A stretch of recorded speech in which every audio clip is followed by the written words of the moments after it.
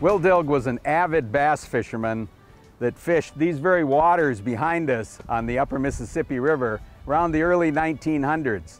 Preferably with a fly rod and a popper, he roamed the backwaters of this very area. He was a noted outdoors writer for several publications out of Chicago and the Midwest. He was also a spokesperson or publicist for a liquor company and was out of work during the Prohibition era of 1918 to his death in 1927.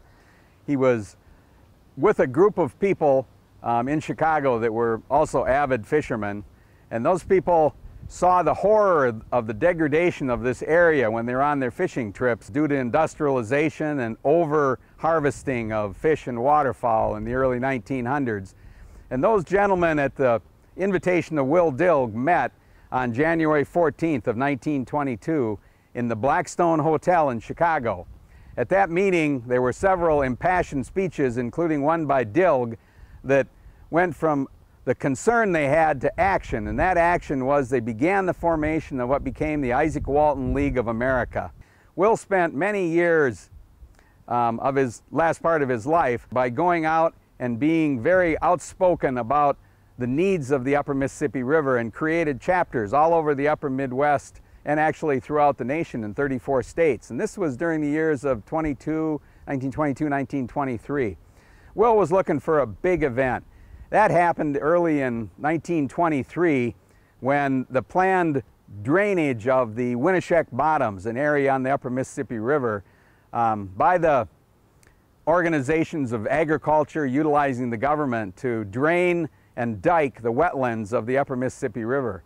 This was the big action that Will was looking for. He jumped on board, and in a massive effort over 1 year, the newly formed Izaak Walton League, and with Will Dilg at its head, convinced not only Congress but President Coolidge to enact a bill, the Upper Mississippi River Wildlife and Fish Bill was the name of it, that set aside the refuge that we call the Upper Mississippi Wildlife Refuge now. And that was a very new action, using federal money to set aside land for conservation. This was really the first big task of the Izaak Walton League of America, led by Will Dilg, but he was very confrontational and controversial during this process. And he basically worked to the end of his life to get it done. We're fortunate that we now have 261 river mile refuge, encompassing about 240,000 acres of wetlands, floodplain forests, and river on the Mississippi River.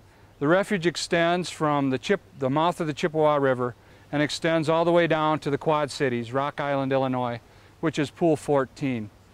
Within that stretch of river, we are probably the most significant continental flyway in the United States.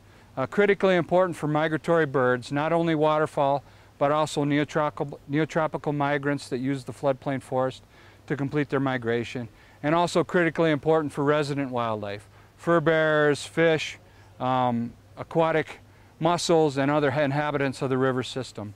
The fact that this refuge is managed for the benefit of the American people is something that the Ikes can be proud of.